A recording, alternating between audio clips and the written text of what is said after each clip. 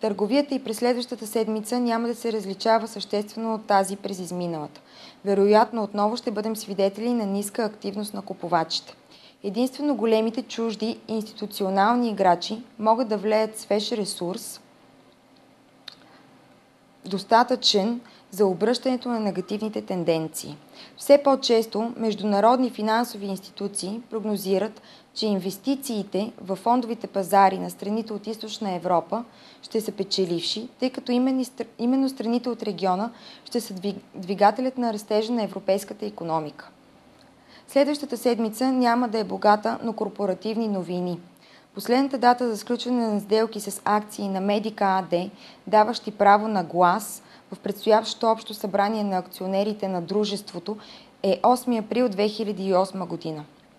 На общото събрание ще бъде гласувано с част от печалбата за 2007 година да се разпредели дивиденд от 1 лев на всяка акция, а остатъкът от нея да бъде отнесен към неразпределените печалби. На събранието ще бъдат гласувани и сплит с акции на Медика.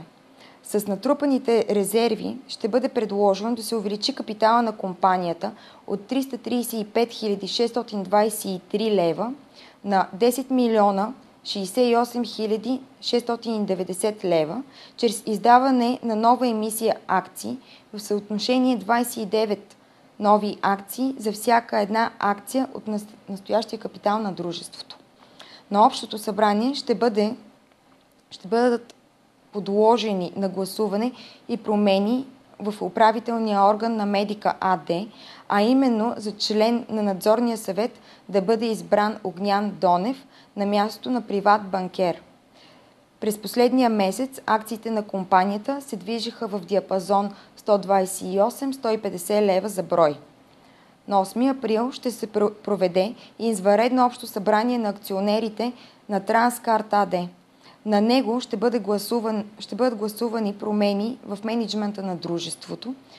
Търговията с акции на дружеството е изключително неактивна.